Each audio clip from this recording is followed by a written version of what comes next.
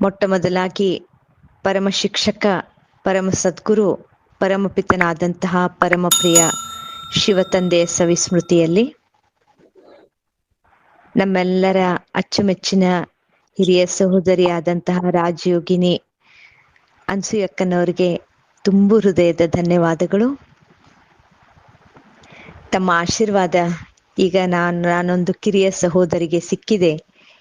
ನನ್ನ ಆಶೀರ್ವಾದದ ಖಜಾನೆಯಲ್ಲಿ ತಮ್ಮ ಆಶೀರ್ವಾದ ಸದಾ ಇದ್ದೇ ಇದೆ, ನನಗದು ಗೊತ್ತಿದೆ. ಅದಕ್ಕಾಗಿ ತುಂಬು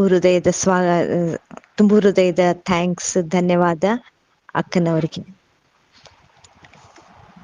ಇವತ್ತು ನಾವೊಂದು ಬಾಬರವರ ಸ್ಪೆಷಲ್ ಮುರಳಿ ನಮಗೆ ಏಪ್ರಿಲ್ ತಿಂಗಳಲ್ಲಿ ಬಂದಿತ್ತು. 14 ಏಪ್ರಿಲ್ 2021 ಲಾಕ್ಡೌನ್ಕಿನ ಮುಂಚೆ, ಸೆಕೆಂಡ್ ಲಾಕ್ಡೌನ್ಕಿನ ಮುಂಚೆ ಅದು ಬಂದಿತ್ತು. ತುಂಬಾ ಅದರಲ್ಲಿ ಅದು ಸಾಕಾರ ಮುರಳಿ ಆಗಿತ್ತು. ಆದ್ರೆ ಅದು ಯಾವ ರೀತಿಯ ಮುರಳಿ ಇತ್ತು ಅಂತಂದ್ರೆ, ಬಾಬಾ ಏನು ಅವ್ಯಕ್ತ ಮುರಳಿಗಳನ್ನ 1969 ಇಸ್ವಿಯಿಂದ ಹೇಳಿದ್ದಾರೆ, ಅದೆಲ್ಲದರ ಸಾರ ಅದರಲ್ಲಿ ಅಡಗಿತ್ತು. ಬಹಳ ಚೆನ್ನಾಗಿ ಬಾಬಾ ಆ ಮುರಳಿಯಲ್ಲಿ ಅನೇಕ ಆತ್ಮಿಕ ಸ್ಥಿತಿಗಳ ಬಗ್ಗೆ ಎಕ್ಸ್ಪ್ಲೇನ್ ಮಾಡಿದ್ದಾರೆ. ಆದ್ರಿಂದ ಒಂದೊಂದಾಗಿ ಆ ಸ್ಥಿತಿಯನ್ನ ನೋಡ್ತಾ ಅಟ್ಲೀಸ್ಟ್ ಅದರೊಳಗಿಂದು ಯಾವುದಾದ್ರೂ ನಮಗೆ ಉಪಯೋಗ ಆಗುವಂತಹ ಒಂದು ಸ್ಥಿತಿಯನ್ನ ನಾವು ಧಾರಣೆ ಮಾಡ್ಕೊಂಡ್ರೆ ಸಾಕು, ನಾವೆಷ್ಟೋ ಬಾಬಾ ಹೇಳಿದಂತಹ ಶಿಕ್ಷಣವನ್ನ ನಮ್ಮ ಜೀವನದಲ್ಲಿ ಅಳವಡಿಸ್ಕೊಳ್ಳಿಕ್ಕೆ ಸಾಧ್ಯ ಆಗ್ತದೆ. ಈಗಂತೂ ಒಂದು 4 ದಿನದಿಂದ ಬಾಬಾ ಹೇಳ್ತಾ ಇದ್ದಾರೆ ಕರ್ಮಾತೀತ ಸ್ಥಿತಿಯ ಬಗ್ಗೆ.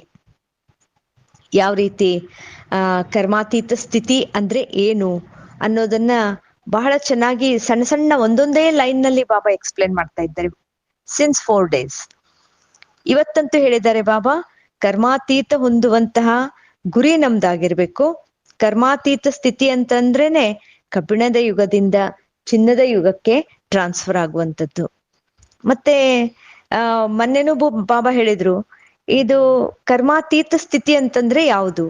ಅದು ಡಬಲ್ ಲೈಟ್ ಸ್ಥಿತಿ ಆಗಿರ್ತದೆ. ವರದಾನದಲ್ಲಿ ಹೇಳಿದ್ದು ಬಾಬಾ, ಅದು ಡಬಲ್ ಲೈಟ್ ಸ್ಥಿತಿ ಆಗಿರ್ತದೆ. ಹಾಗೂ ಈ ಡಬಲ್ ಲೈಟ್ ಸ್ಥಿತಿ ಅಥವಾ ಕರ್ಮಾತೀತ ಸ್ಥಿತಿಯನ್ನ ಹೊಂದಬೇಕು ಅಂತಂದ್ರೆ ಅದರಲ್ಲಿ 2 ಇದಿದೆ ಪಿಲ್ಲರ್ಸ್. ಏನು ಅಂತಂದ್ರೆ ಟ್ರಸ್ಟಿ ಹಾಗೂ ಆತ್ಮಿಕ ಸ್ವರೂಪ. ಟ್ರಸ್ಟಿಯಾಗಿ ಎಷ್ಟಿರ್ತೇವೆ, ಆತ್ಮಿಕ ಸ್ವರೂಪದಲ್ಲಿ ಎಷ್ಟಿರ್ತೇವೆ, ಅಷ್ಟು ಕರ್ಮಾತೀತ ಸ್ಥಿತಿಯನ್ನ ಹೊಂದುತ್ತೇವೆ. ಇನ್ನು ಬಾಬಾ ನಿನ್ನೆ ಮುರಳಿಯಲ್ಲಿ ಹೇಳಿದ್ರು, ಕರ್ಮಾತೀತ ಅರ್ಥಾತ್ ಸರ್ವ ಪ್ರಕಾರದಿಂದ ಸೀಮಿತವಾದಂತಹ ಸ್ವಭಾವ ಸಂಸ್ಕಾರಗಳಿಂದ ಅತೀತ ಅಥವಾ ನ್ಯಾರ.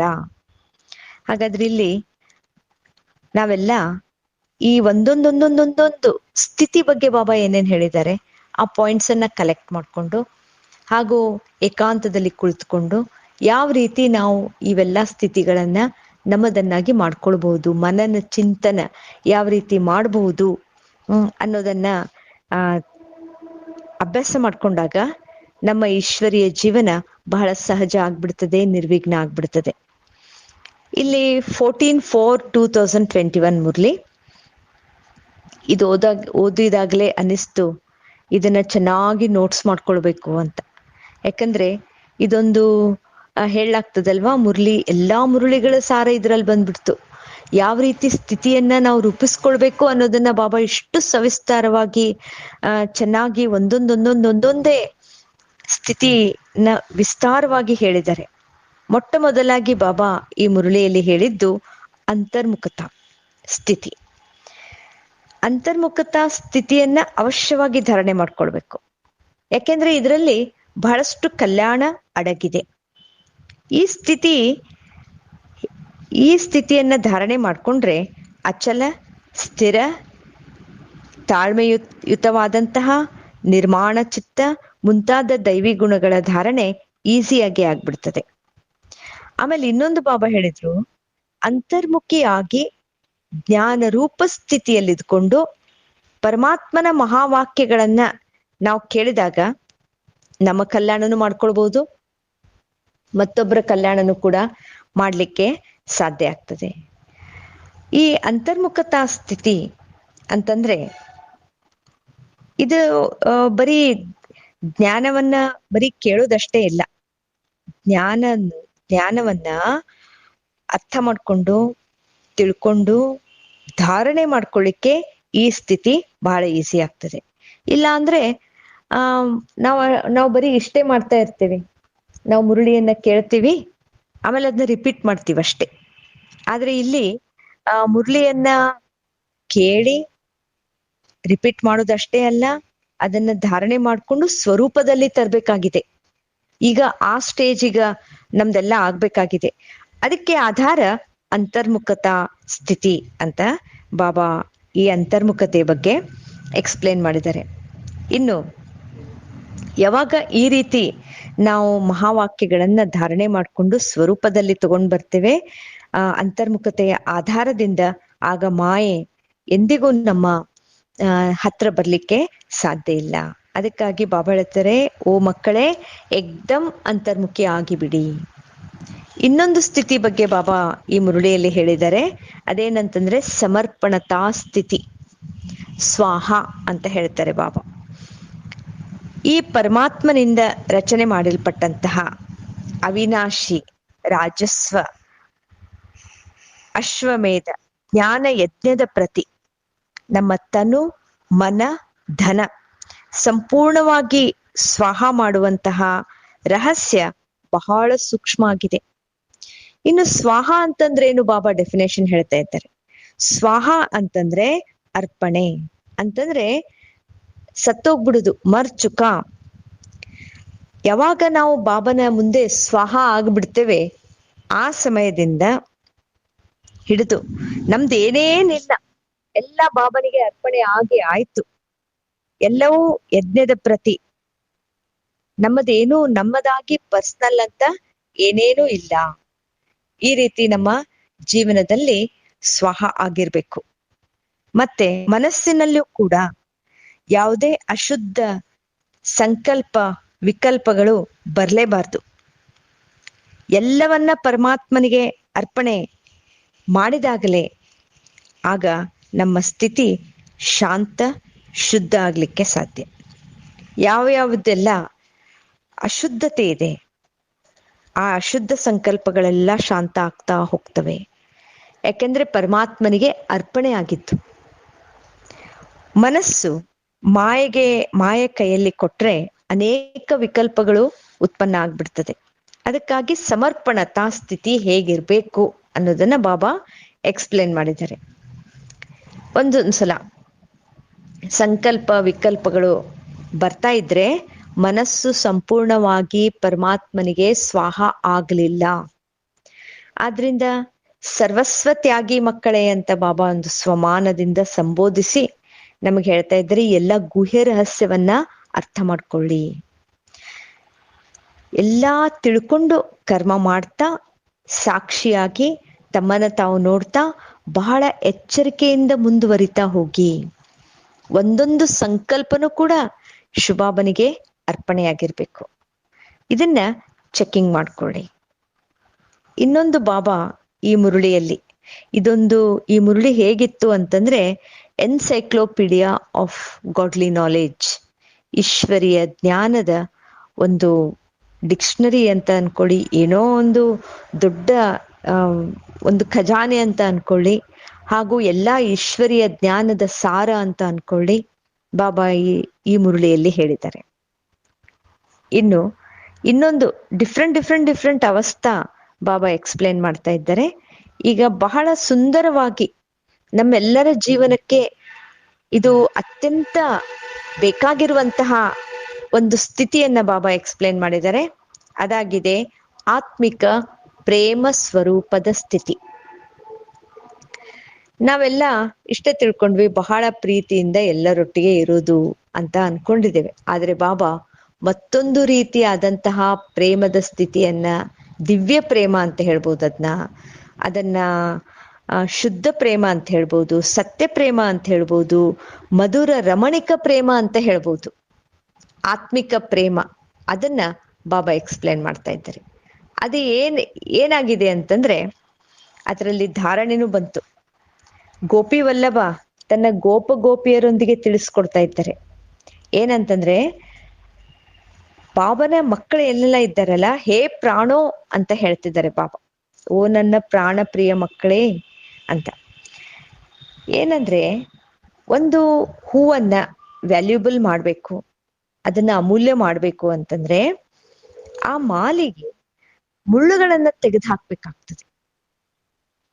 ಹಾಗೇನೆ ಬಾಬನ ಹತ್ರ ನಾವೆಲ್ಲ ಇದ್ದೇವೆ. ನಮ್ಮಲ್ಲಿ ಜ್ಞಾನ ಸಹಿತವಾದ ಆಂತರಿಕ ಸತ್ಯ ಪ್ರೀತಿ. ಇದು ಎಂತ ಪ್ರೀತಿ ಅಂತಂದ್ರೆ ಬಹಳ ನಿರ್ಮಾಣ ಚಿತ್ತವಾದಂತಹ ಪ್ರೀತಿ. ಹಾಗೂ ಅದು ಸತ್ಯುಗದಲ್ಲಿ ಯಾವ ರೀತಿ ಪರಸ್ಪರ ದೇವತೆಗಳು ಪ್ರೀತಿ ಇರ್ತೈತಲ್ವಾ, ಆ ರೀತಿ ಪ್ರೀತಿ ಇಲ್ಲೇ ಬರ್ಬೇಕು. ಶುದ್ಧ ಸತ್ಯ ದಿವ್ಯ ಪ್ರೇಮ, ಎಲ್ಲರನ್ನ ಆತ್ಮಿಕ ದೃಷ್ಟಿಯಿಂದ ನೋಡುವಂಥದ್ದು. ದೇಹದ ಸಂಬಂಧ, ದೇಹದ ಜಗತ್ತು, ಹಳೆಯ ಸ್ವಭಾವ ಸಂಸ್ಕಾರದ ಲವಲೇಶ ಮಾತ್ರನೂ ಕೂಡ ಈ ಪ್ರೀತಿಯಲ್ಲಿ ಮಿಕ್ಸಪ್ ಆಗಿರಬಾರ್ದು. ಸಂಗಮ ಯುಗದ ಈ ಮಧುರ ಸಮಯದಲ್ಲಿ ಪರಸ್ಪರ ಏನು ನಾವೆಲ್ಲ ಇದ್ದೇವೆ, ನಾವೆಲ್ಲರೂ ಕೂಡ ಬಾಬನ ಮಕ್ಕಳಾಗಿದ್ದೇವೆ. ಈಗ ಒಂದೊಂದ್ಸಲ ಏನಾಗ್ತದಂದ್ರೆ ಯಾರೋ ಕೆಲವೊಬ್ರು ನಮ್ಗೇನೋ ಒಂದು ಎಚ್ಚರಿಕೆ ಮಾತನ್ನ ಹೇಳ್ತಾರೆ, ನಮ್ಮ ಕುಂದುಕೊರತೆಗಳನ್ನ ನಮ್ಮ ಎದುರುಗಡೆ ಇಡ್ತಾರೆ ಅಂತ ತಿಳ್ಕೊಳ್ಳಿ. ಅದನ್ನ ಇದು ಇಂಪಾರ್ಟೆಂಟ್ ಪಾಯಿಂಟ್ ಈ ಅವಸ್ಥಾದ್ದು. ಅದನ್ನ ಯಾವ ರೀತಿ ತಿಳ್ಕೊಳ್ಬೇಕಂದ್ರೆ, ಇವರು ನಮ್ಮ ಮೇಲೆ ಇಟ್ಟಿರುವಂತಹ ಪ್ರೀತಿಯ ಆಧಾರದಿಂದ ನಮಗ್ ಹೇಳ್ತಾ ಇದ್ದಾರೆ, ಇವರು ನಮ್ಮ ಸೇವೆ ಮಾಡ್ತಾ ಇದ್ದಾರೆ, ಇವರು ನಮ್ಮ ಪಾಲನೆ ಮಾಡ್ತಾ ಇದ್ದಾರೆ ಅಂತಾನೆ ಅದನ್ನ ತಿಳ್ಕೊಳ್ಬೇಕು. ಈ ರೀತಿ ಜ್ಞಾನ ಸಹಿತವಾದಂತಹ ಆಂತರಿಕ ಸತ್ಯ ಪ್ರೇಮ ಇರೋ ಕಾರಣನೇ ಅವರು ನನ್ನ ಕುಂದುಕೊರತೆಗಳನ್ನ ತೆಗೆದು ಹಾಕ್ತಾ ಇದ್ದಾರೆ, ನನ್ ಮುಂದೆ ಇಡ್ತಾ ಇದ್ದಾರೆ, ನನ್ನನ್ನ ಚೇಂಜ್ ಮಾಡ್ಕೊಳ್ಳಿಕ್ಕೆ ಹೆಲ್ಪ್ ಮಾಡ್ತಾ ಇದ್ದಾರೆ, ನನ್ನ ಆಧ್ಯಾತ್ಮಿಕ ಪಾಲನೆಯನ್ನೇ ಇವ್ರು ಕೊಡ್ತಾ ಇದ್ದಾರೆ ಅಂತಾನೆ ನಾವು ತಿಳ್ಕೊಂಡು ಚೆಕಿಂಗ್ ಮಾಡಿ ಚೇಂಜ್ ಮಾಡ್ಕೊಳ್ಳುವಂಥದ್ದು. ಈ ಸ್ಥಿತಿ ನಮ್ದಿರ್ಬೇಕು. ಯಾರೇ ನಮ್ಮ ಕುಂದುಕೊರತೆಗಳನ್ನ ಹೇಳಿ, ಯಾರೇ ನಮ್ದು ದುರ್ಬಲತೆಗಳನ್ನ ಎತ್ತಿ ನಮ್ಮ ಮುಂದೆ ಮಾತಾಡ್ಲಿ, ಅವಾಗ ಅವ್ರಿಗೆ ಅಂತರಂಗದಲ್ಲೇ ಥ್ಯಾಂಕ್ಸ್ ಹೇಳ್ಬೇಕು. ಥ್ಯಾಂಕ್ಸ್, ನನ್ಗೆ ನೀವು ಇಷ್ಟೆಲ್ಲ ಹೇಳಿದ್ರಿ, ನಾನಿನ್ನ ಈ ಇದರಲ್ಲಿ ನಾನು ವರ್ಕೌಟ್ ಮಾಡ್ತೇನೆ, ಅದರಲ್ಲಿ ನಾನು ನನ್ನನ್ನ ಚೇಂಜ್ ಮಾಡ್ಕೊಳ್ತೇನೆ ಅನ್ನುವಂತ ಶುಭ ಭಾವನೆ ನಮ್ಮ ಹತ್ರ ಇರ್ಬೇಕು. ಇದನ್ನ ಬಾಬಾ ಹೇಳ್ತಾ ಇದ್ದಾರೆ ಶುದ್ಧ ಪ್ರೇಮ. ಈ ಸ್ಥಿತಿ ಇದೆ ಅಲ್ವಾ, ಇದು ನಮ್ಮ ಕಾರ್ಯವ್ಯವಹಾರದಲ್ಲಿರ್ಬೋದು, ನಮ್ಮ ಮನೆಯಲ್ಲಿರ್ಬೋದು, ಅಥವಾ ಸಂಘಟನೆಯಲ್ಲಿರ್ಬೋದು, ಅಥವಾ ಈಶ್ವರಿಯ ಜೀವನದಲ್ಲೇ ಇರ್ಬೋದು, ಬಹಳಷ್ಟು ಸಹಾಯಕ ಆಗ್ತದೆ ನಮ್ಮ ಸ್ಥಿತಿಯನ್ನ ಕಾಪಾಡ್ಕೊಳ್ಳಲಿಕ್ಕೆ. ಇನ್ನೊಂದು ಸ್ಥಿತಿ ಬಗ್ಗೆ ಬಾಬಾ ಹೇಳ್ತಾ ಇದ್ದಾರೆ, ಮನಸ್ಸನ್ನ ಮಂದಿರ ಮಾಡ್ಕೊಳ್ಬೇಕು. ನಮ್ಮ ಮನಸ್ಸು, ನಿನ್ನೆನು ಬಾಬಾ ಮನಸ್ಸಿನ ಸೂಕ್ಷ್ಮತೆಯ ಕಡೆಗೆ ನಮ್ ಗಮನವನ್ನ ಸೆಳೆದಿದ್ದಾರೆ. ಯಾವುದೇ ಕೊಳೆ ಮನಸ್ಸಿನಲ್ಲಿ ಇರಬಾರ್ದು ಅಂತ. ಮನಸ್ಸನ್ನ ಮಂದಿರ ಮಾಡ್ಕೊಳ್ಬೇಕು ಅಂತಂದ್ರೆ ನಮ್ಮ ಸಂಕಲ್ಪಗಳು ಸದಾ ಪವಿತ್ರವಾಗಿರ್ಬೇಕು. ಯಾವ ರೀತಿ ದೇವತೆಗಳ ಎದುರುಗಡೆ ಒಳ್ಳೆ ಭೋಗವನ್ನೇ ಸ್ವೀಕಾರ ಮಾಡ್ತಾರೆ, ಹಾಗೆ ಈಶ್ವರೀಯ ಗುಣಗಳಿಂದ ಆತ್ಮರೂಪಿ ಮೂರ್ತಿಯನ್ನ ಶೃಂಗರಿಸಿ ನಿರ್ಮೋಹ, ನಿರ್ಲೋಭ, ನಿರ್ಭಯ, ತಾಳ್ಮೆ, ನಿರಂಕಾರಿ ತನ ಮುಂತಾದೆಲ್ಲವೂ ಕೂಡ ನಮ್ಮ ದಿವ್ಯ ಲಕ್ಷಣ ಆಗಿರ್ಬೇಕು. ಆವಾಗ್ಲೇನೆ ಮನಸ್ಸನ್ನ ಉಜ್ವಲ ಮಾಡ್ಕೊಳ್ಳಿಕ್ಕೆ ಸಾಧ್ಯ ಆಗ್ತದೆ. ಈ ಮನಸ್ಸಹಿತ ವಿಕಾರಿ ಕರ್ಮೇಂದ್ರಿಯ, ಈ ಮನಸ್ಸನ್ನ ಎಂದಿಗೂ ವಿಕಾರಿ ಸಂಕಲ್ಪಕ್ಕೆ ವಶ ಮಾಡಬಾರ್ದು, ಕರ್ಮೇಂದ್ರಿಯಗಳಿಗೆ ವಶ ಆಗಿರ್ಬಾರ್ದು. ಮನಸ್ಸು ಕಂಟ್ರೋಲ್ ಅಲ್ಲಿ ಇರ್ಬೇಕು, ಆದ್ರೆ ಮನಸ್ಸು ಉಜ್ವಲ ಪವಿತ್ರವಾಗಿರ್ಬೇಕು. ಮನಸ್ಸಿನಲ್ಲಿ ಸದಾ value based thoughts should emerge. ಅಂದ್ರೆ ಮನಸ್ಸಿನಲ್ಲಿ ಸದಾ ಮೌಲ್ಯ ಸಹಿತವಾದಂತ ವಿಚಾರಗಳು ರಚನೆ ಮಾಡಲ್ಪಡ್ತಾ ಇರ್ಬೇಕು. ಇದು ಕೂಡ ಒಂದು ದಿವ್ಯ ಮನಸ್ಸಿನ ಸ್ಥಿತಿ ಯಾವ ರೀತಿ ರೂಪಿಸ್ಕೊಳ್ಬೇಕು ಅನ್ನೋದ್ರ ಬಗ್ಗೆ ಬಾಬಾ ಈ ಮುರಳಿಯಲ್ಲಿ ಹೇಳಿದ್ದಾರೆ. ಮತ್ತಿನ್ನೊಂದು ಸ್ಥಿತಿ ಬಗ್ಗೆ ಬಾಬಾ ಮುರಳಿಯಲ್ಲಿ ಎಕ್ಸ್ಪ್ಲೇನ್ ಮಾಡಿದ್ದಾರೆ, ಅದಾಗಿದೆ ರಮಣೀಕತಾ, ಹರ್ಷಿತ್ ಮುಖತಾ. ಪ್ರತಿಯೊಬ್ಬ ಮಗು ಬಾಬನ ಮಗು, ನಮಗೆಲ್ಲ ಬಾಬಾ ನಮ್ಮ ಜೀವನದಲ್ಲಿ ಬಂದಿದ್ದಾರೆ, ಬಹಳಷ್ಟು ಖುಷಿ ಇದೆ. ಆದ್ರೆ ಕೆಲವೊಂದ್ಸಲ ಪರಿಸ್ಥಿತಿಗಳು ಬಂದಾಗ ಆ ಖುಷಿ ನಶೆ ಎಲ್ಲ ಕಡಿಮೆ ಆಗ್ಬಿಡ್ತದೆ. ನಿಶ್ಚಯ ಬುದ್ಧಿ ಆಗಿರುವ ಕಾರಣ ನಮ್ಮ ಜೀವನದಲ್ಲಿ ಏನಿದೆ ಅಂತಂದ್ರೆ, ನಮ್ಮ ನರನಾಡಿಗಳಲ್ಲಿ ಈಶ್ವರಿಯ ಶಕ್ತಿ ತುಂಬಿದೆ. ಯಾವ ರೀತಿ ಚಿಕ್ಕ ಪುಟ್ಟ ನಿರ್ದೋಷ ಮಕ್ಕಳಿರ್ತಾರೆ, ಅವರು ಶುದ್ಧ ಪವಿತ್ರ ಆಗಿರುವ ಕಾರಣ ಸದಾ ನಗ್ನಗ್ತಾ ಇರ್ತಾರೆ. ಒಂದು ಚಿಕ್ಕ ಮಗುವನ್ನು ನೋಡ್ರಿ, ಒಂದು ಸಣ್ಣ ವಸ್ತು ಏನದಕ್ಕೆ ಬೇಡವೇ ಬೇಡ, ತಾನೇ ತಾನಾಗಿ ನಗ್ತಾ ಇರ್ತದೆ. ಯಾವಾಗ್ಲೂ ಚಿಕ್ಕ ಪುಟ್ಟ ಮಕ್ಕಳನ್ನ ನೋಡಿದ್ರೆ ಎಲ್ಲರಿಗೂ ಆಕರ್ಷಣೆ ಆಗ್ತದೆ. ಯಾಕೆಂದ್ರೆ ಅವರಲ್ಲಿರುವಂತ ಮುಗ್ಧತೆ, ಹರ್ಷಿತ ಮುಖತೆ. ಹಾಗೇನೆ ಈಗ ನಾವು ಆ ರೀತಿ ಸ್ಥಿತಿಯನ್ನ ನಮ್ದನ್ನಾಗಿ ಮಾಡ್ಕೊಳ್ಬೇಕು. ನಮ್ಮ ಈಶ್ವರಿಯ ಜೀವನ ರಮಣೀಕ ಆಗಿರ್ಬೇಕು. ಎಂದಿಗೂ ಯಾವುದೇ ಅಸುರಿ ಸ್ವಭಾವಗಳ ವಶ ಆಗಿರ್ಬಾರ್ದು. ಆ ಅಸುರಿ ಸ್ವಭಾವಗಳ ಮೇಲೆ ನಾವು ವಿಜಯವನ್ನ ಹೊಂದಿರ್ಬೇಕು. ಕೆಲವೊಂದ್ಸಲ ಕೆಲವೊಬ್ರು ಕ್ರೋಧದ ವಶವಾಗಿ ನಮ್ಮ ಎದುರುಗಡೆ ಬರ್ತಾರೆ, ಏನೇನೆಲ್ಲ ಮಾತಾಡ್ಬಿಡ್ತಾರೆ. ಆ ಸಮಯದಲ್ಲಿ ಜ್ಞಾನ ರೂಪ ಆಗ್ಬೇಕು. ಮಧುರತೆಯಿಂದ ಒಳಗೊಳಗೆ ಅದನ್ನ ಸ್ವೀಕಾರ ಮಾಡದೆ ನಮ್ಮ ಸ್ಥಿತಿಯ ಮೇಲೆ ಗಮನ ಇಟ್ಕೊಂಡು ಆ ಕ್ರೋಧದ ಮಾತುಗಳನ್ನ ಕೇಳಿಯೂ ಕೇಳದ ಹಾಗೆ, ನೋಡಿದ್ರೂ ನೋಡದ ಹಾಗೆ ಒಳಗಡೆ ಜ್ಞಾನಯುಕ್ತವಾದಂತಹ ಸುಂದರ ಸ್ಥಿತಿಯನ್ನ ಇಟ್ಕೊಳ್ಬೇಕು. ಶಾಂತಚಿತ್ತ ಆಗಿರ್ಬೇಕು. ಆವಾಗ ಆ ಕ್ರೋಧದಿಂದ ಎದುರುಗಡೆ ಬಂದವರು ಕೂಡ ತಾವೇ ತಾವಾಗಿ ಶಾಂತಚಿತ್ತ ಆಗ್ಬಿಡ್ತಾರೆ. ಇದು ಮಾಲೀಕತನದ ಸರ್ವೋಚ್ಚ ಶಿರೋಮಣಿ ವಿಧಿಯಾಗಿದೆ. ಯಾಕೆ ಅಂತಂದ್ರೆ ಸೂಕ್ಷ್ಮ ರೀತಿಯಿಂದ ನಾವು ಅವರ ಒಂದು ಏನು ಸ್ವಭಾವ ಸಂಸ್ಕಾರಗಳ ಮೇಲೆ ನಾವು ವಿಜಯ ಹೊಂದಿದ ಹಾಗೆ. ಇದನ್ನ ಆಂಗ್ಲ ಭಾಷೆಯಲ್ಲಿ ಹೇಳ್ತಾರೆ, ಡೋಂಟ್ ರಿಯಾಕ್ಟ್ ಬಟ್ ರೆಸ್ಪಾಂಡ್. ಪ್ರತಿಕ್ರಿಯೆ ತೋರಿಸ್ಬೇಡಿ, ಪ್ರತಿಕ್ರಿಯೆ ತೋರಿಸದೆ ನೀವು ಅವರೊಂದಿಗೆ ಸಕಾರಾತ್ಮಕವಾಗಿ ಅವರೊಂದಿಗೆ ವ್ಯವಹರಿಸಿ. ನಾವು ಒಂದೊಂದ್ಸಲ ಏನ್ ಮಾಡ್ತೇವೆ, ನಮ್ಮ ಹತ್ರ ಯಾರಾದ್ರೂ ಕ್ರೋಧದಿಂದ ಮಾತಾಡ್ಬಿಟ್ರೆ, ಅಪಶಬ್ದಗಳನ್ನ ಹೇಳ್ಬಿಟ್ರೆ, ಅಲ್ಲಿಂದಲೇ ನಾವು ಇನ್ನೊಂದು 4 ಶಬ್ದಗಳನ್ನು ಮಾತಾಡ್ಬಿಡ್ತೀವಿ. ಅವಾಗ ನಾವು ಆ ಕ್ರೋಧದ ಇನ್ಫ್ಲುಯೆನ್ಸ್ ನಲ್ಲಿ ನಾವು ಬಂದ ಹಾಗಾಯ್ತು. ಆಮೇಲೆ ನಮ್ಮ ಮೇಲೆ ನಮ್ಗೆ ಕಂಟ್ರೋಲ್ ಇಲ್ಲದೆ ಇರೋ ಹಾಗಾಯ್ತು. ಅದಕ್ಕಾಗಿ ಬಾಬಾ ಸದಾ ಹರ್ಷಿತ ಮುಖವಾಗಿರಿ, ಹೊರಗು ಒಳಗು, ಇದ್ರ ಬಗ್ಗೆ ನಮ್ಮ ಗಮನವನ್ನ ಸೆಳೆದಿದ್ದಾರೆ. ಇನ್ನು ಬಹಳ ಇಂಪಾರ್ಟೆಂಟ್ ಸ್ಥಿತಿ ಬಗ್ಗೆ ಬಾಬಾ ಈ ಮುರುಳಿಯಲ್ಲಿ ಹೇಳಿದ್ದಾರೆ. ಅದು ಯಾವುದು ಅಂತಂದ್ರೆ ಜ್ಞಾನಿಷ್ಠ ಅವಸ್ಥಾ.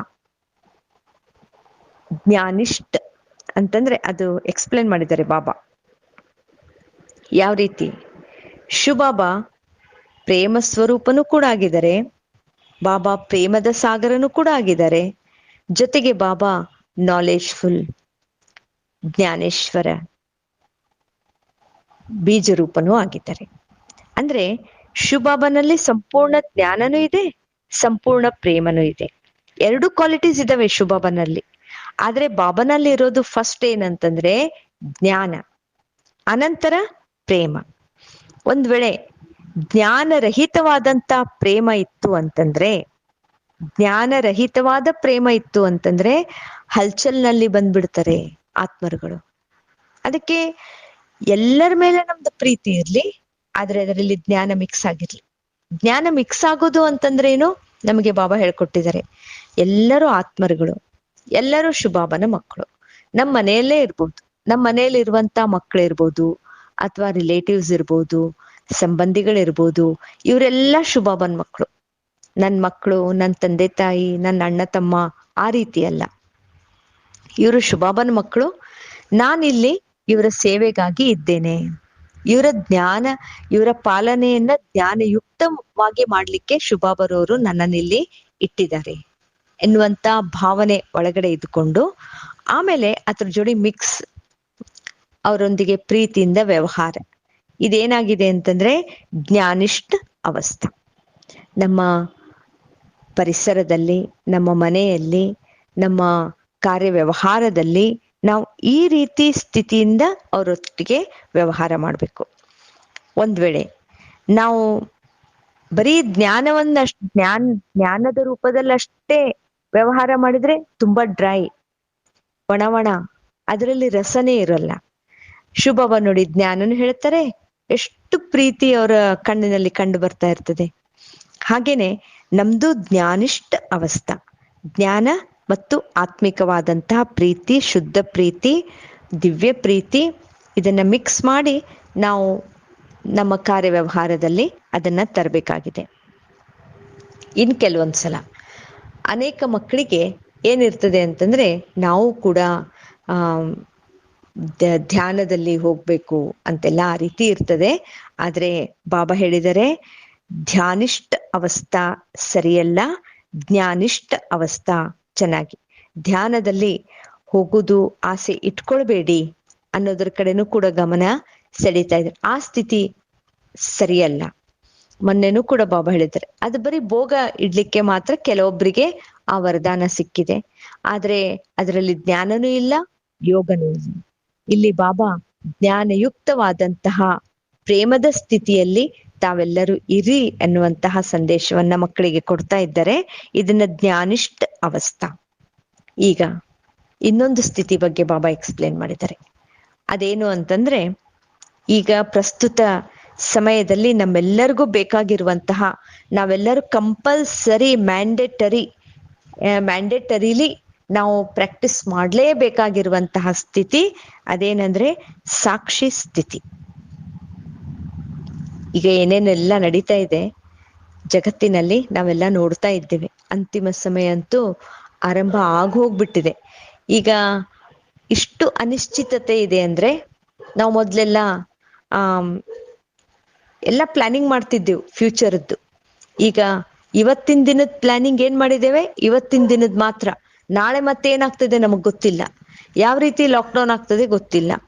ಆ ರೀತಿ ಈಗ ನಾವು ಮಂಗಳೂರಿನಲ್ಲಿ ಸ್ಯಾಟರ್ಡೆ ಮತ್ತು ಸಂಡೇ ನಾವು ಲಾಕ್ಡೌನ್ ಮುಗಿಸಿದ್ದೇವೆ. ಮುಂದಿನ ಸಂಡೇದ್ದು, ಮುಂದಿನ ಭಾನುವಾರದ್ದು ಇಂಡಿಪೆಂಡೆನ್ಸ್ ಡೇ, ಅದು ಮತ್ತೆ ನಮಗೆ ಮಾಡ್ಲಿಕ್ಕೆ ಆಗ್ತದೋ ಇಲ್ವೋ ಗ್ಯಾರಂಟಿ ಇಲ್ಲ. ಈ ರೀತಿ ಅನಿಶ್ಚಿತತೆಯ ಸಮಯ ಈಗ ನಡೀತಾ ಇದೆ. ಇದನ್ನ ನೋಡ್ಬೇಕು ಅಂತಂದ್ರೆ ನಮಗೆ ಸಾಕ್ಷಿ ಸ್ಥಿತಿ ಬೇಕು. ಇವತ್ತಿನ ಮುರಳಿಯಲ್ಲೂ ಕೂಡ ಬಾಬಾ ತುಂಬಾ ಹೇಳಿದ್ದಾರೆ, ವಿನಾಶ ಎದುರುಗಡೆ ಇದೆ, ವಿನಾಶ ಎದುರುಗಡೆ ಇದೆ, ಏನೇನೆಲ್ಲ ಆಗ್ತದೆ, ಬಾಂಬ್ಸ್ ಬೀಳುತ್ತದೆ, ಅದನ್ನೆಲ್ಲ ನೋಡ್ಬೇಕು ಅಂತಂದ್ರೆ ನಮಗೆ ಸಾಕ್ಷಿ ಸ್ಥಿತಿ ಗಟ್ಟಿಯಾಗಿ ಒಳಗಡೆ ಇರಬೇಕು. ಈ ಸ್ಥಿತಿ ಬಹಳ ಮಧುರ, ರಮಣೀಕ ಹಾಗೂ ಸುಂದರ ಇದೆ ಅಂತ ಹೇಳ್ತಾರೆ ಬಾಬಾ. ಕೆಲವೊಂದ್ಸಲ ಹೊರಗಡೆ ಪರಿಸ್ಥಿತಿಗಳಿರ್ತವೆ, ಆರ್ಥಿಕ ಅಲ್ಲೋಲ ಕಲ್ಲೋಲತೆ ಇರ್ಬೋದು, ಅಥವಾ ಈ ವಿನಾಶದ ಸೀನ್ಸ್ ಇರ್ಬೋದು, ಪ್ರಾಕೃತಿಕ ವಿಕೋಪಗಳಿರ್ಬೋದು, ಅದು ಹೊರಗಡೆ ಆಯ್ತು. ಇನ್ನು ಒಳಗಡೆ ಮನಸ್ಸಿನಲ್ಲಿ ಅಲ್ಲೋಲ ಕಲ್ಲೋಲತೆ ಇರ್ತದೆ, ಮತ್ತು ಶರೀರಕ್ಕೆ ರೋಗ ರುಜಿನಗಳು, ಕರ್ಮದ ಭೋಗ ಅನುಭವಿಸ್ತಾ ಇರುವಂತ ಸ್ಥಿತಿನೂ ಕೂಡ ಬರ್ತದೆ. ಅಂತ ಸಮಯದಲ್ಲಿ ನಮ್ದು ಸಾಕ್ಷಿ ಸ್ಥಿತಿ, ಇದು ಸುಖರೂಪ ಸ್ಥಿತಿ ಅಂತ ಬಾಬಾ ಹೇಳ್ತಾ ಇದ್ದಾರೆ. ಯಾಕೆ ಅಂತಂದ್ರೆ, ಈ ಶರೀರ ನಾನಲ್ಲ, ಇದು ನನ್ನ ಕರ್ಮಭೋಗ ಚುಕ್ತ ಆಗ್ತಾ ಇದೆ. ನಾನು ನನ್ನ ಶರೀರದಲ್ಲೇ ಇದ್ಕೊಂಡು ಶರೀರದ ಕರ್ಮಭೋಗವನ್ನ ಸಾಕ್ಷಿಯಾಗಿ ನೋಡ್ಬೇಕು. ಶರೀರದಲ್ಲೇ ಇದ್ಕೊಂಡು ನಾನು ಆತ್ಮ, ನನ್ನ ಮನಸ್ಸಿನ ಈ ಅಲ್ಲೋಲ ಕಲ್ಲೋಲತೆಯನ್ನು ಕೂಡ ಸಾಕ್ಷಿಯಾಗಿ ನೋಡುವಂಥದ್ದು. ಇಂಥ ಸೂಕ್ಷ್ಮ ಸ್ಥಿತಿಯೆಡೆಗೆ ಬಾಬಾ ಈ ಸ್ಥಿತಿಯಲ್ಲಿ ನಮ್ಮ ಗಮನವನ್ನ ಸೆಳೆದಿದ್ದಾರೆ. ಅಂದ್ರೆ ಅವಾಗ್ಲೇನೆ ಹೊರಗಡೆ ಏನೇ ಪರಿಸ್ಥಿತಿ ಬರ್ಲಿ, ಒಳಗಡೆ ಯಾವುದೇ ರೀತಿಯಾದಂತ ಕರ್ಮಭೋಗ ಚುಕ್ತ ಆಗಿರುವಂತಹ ಸಮಯ ಇರ್ಲಿ, ನಮ್ದು ಸ್ಥಿತಿ ಸಾಕ್ಷಿ ಸ್ಥಿತಿ, ಸ್ಥಿತಪ್ರಜ್ಞ ಸ್ಥಿತಿ ಅಂತ ಏನ್ ಭಗವದ್ಗೀತೆಯಲ್ಲಿ ಹೇಳಲಾಗಿದೆ, ಆ ರೀತಿ ಇದ್ದಾಗ ನಮಗೆ ಯಾವುದೇ ರೀತಿಯಾದಂತಹ ಹಲ್ಚಲ್ ಅಂತ ಏನ್ ಹೇಳ್ತಾರೆ ಬಾಬಾ, ಅಲ್ಲೋಲ ಕಲ್ಲೋಲತೆಯಲ್ಲಿ ನಾವು ಬರ್ಲಿಕ್ಕೆ ಸಾಧ್ಯನೇ ಇಲ್ಲ. ಇನ್ನು ಈ ಸಾಕ್ಷಿ ಸ್ಥಿತಿ ನಮ್ಮದನ್ನಾಗಿ ಮಾಡ್ಕೊಳ್ಬೇಕು ಅಂತಂದ್ರೆ ಡ್ರಾಮಾ ಅನ್ನೋದು ಬಹಳ ಇಂಪಾರ್ಟೆಂಟ್. ಇದು ವಿರಾಟ ವೆರೈಟಿ ರೂಪದ ಡ್ರಾಮಾ ಆಗಿದೆ. ಈ ಡ್ರಾಮಾದ ಮೇಲೆ ಮಕ್ಕಳಿಗೆ ಬಹಳಷ್ಟು ನಿಶ್ಚಯ ಇರಬೇಕು. ಬಾಬಾ ಒಂದು ಸೆಂಟೆನ್ಸ್ ಹೇಳಿದರೆ, ಈ ಬನಾಯ drama, important sentence to be underlined. ಬಹಳ ಇಂಪಾರ್ಟೆಂಟ್ ಸೆಂಟೆನ್ಸ್ ಈ ಸ್ಥಿತಿಯನ್ನ ಎಕ್ಸ್ಪ್ಲೇನ್ ಮಾಡುವಾಗ ಡ್ರಾಮಾದ ಬಗ್ಗೆ ಬಾಬಾ ಹೇಳಿದ್ದಾರೆ. ಡ್ರಾಮಾ ಬಿಲ್ಕುಲ್ ವಫಾದಾರ್ ಹೇ, ಡ್ರಾಮಾ ಬಹಳ ಪ್ರಾಮಾಣಿಕ ಇದೆ ಅಂತ ಹೇಳಿದ್ದಾರೆ ಬಾಬಾ.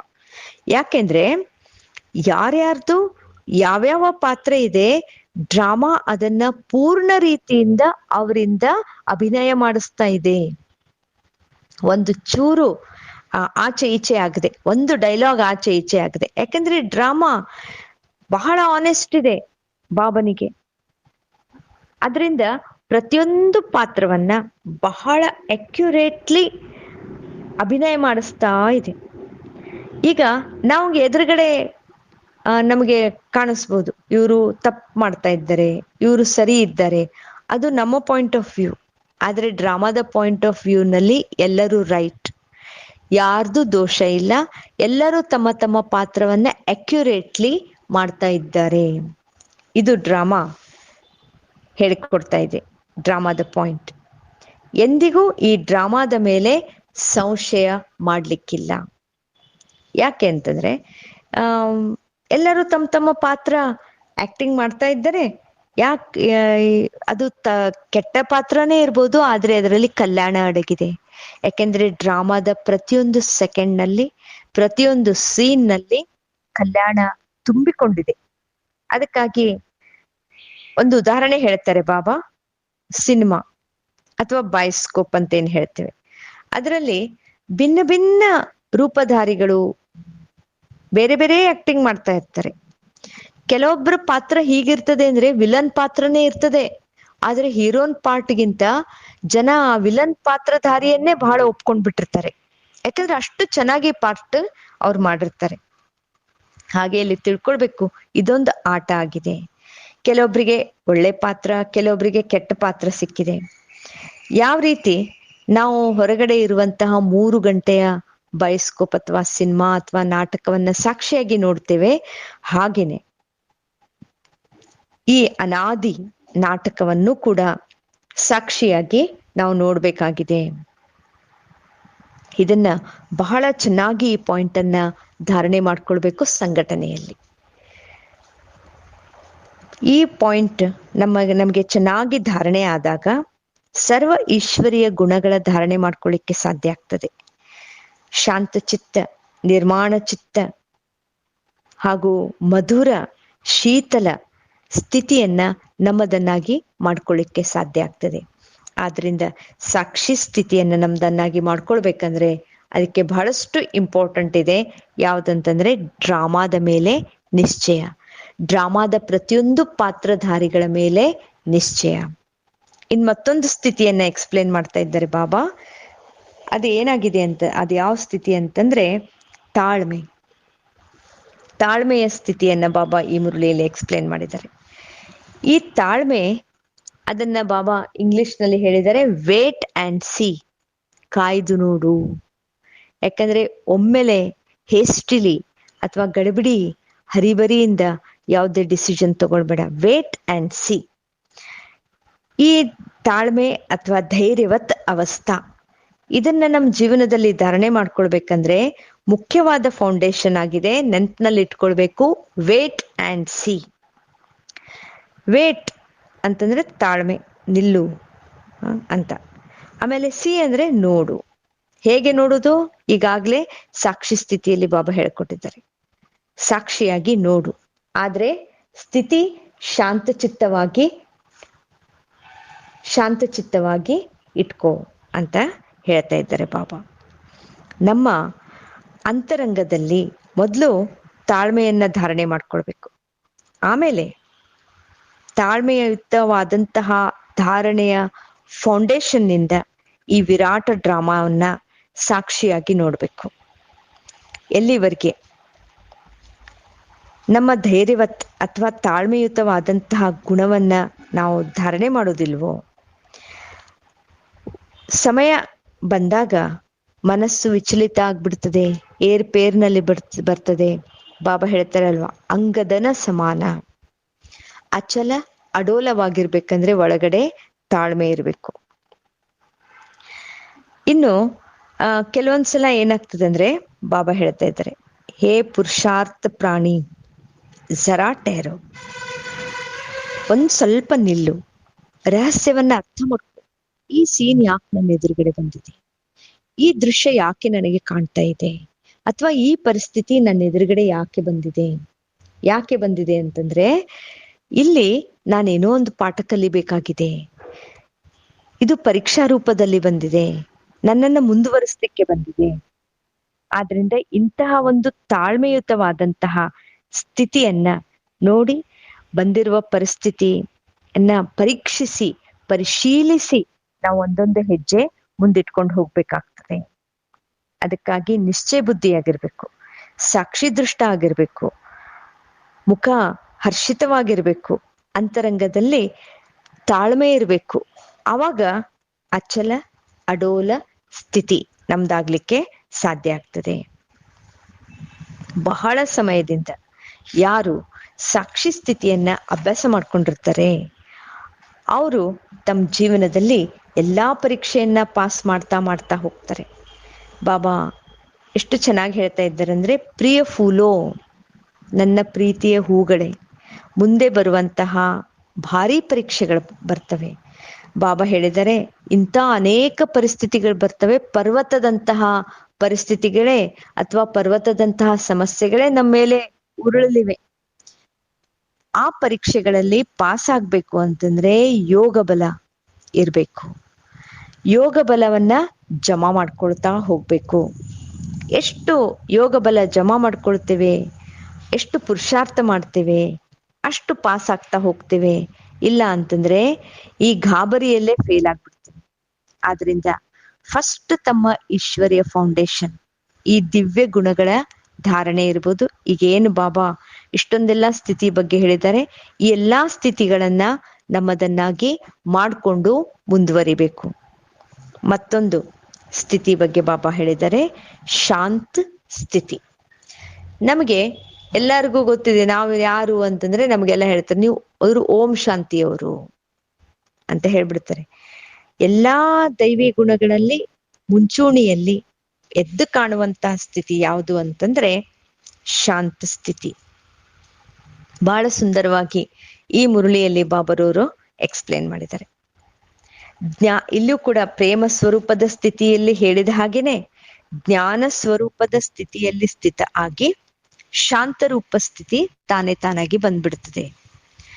ಜ್ಞಾನ ಒಳಗಡೆ ಸರಿಯಾಗಿ ಧಾರಣೆ ಆಗದೇ ಇದ್ರೆ ಶಾಂತ ಸ್ಥಿತಿ ನಮ್ದು ಆಗ್ಲಿಕ್ಕೆ ಸಾಧ್ಯ ಇಲ್ಲ. ಹೇಗೆ ಆಗ್ತದೆ?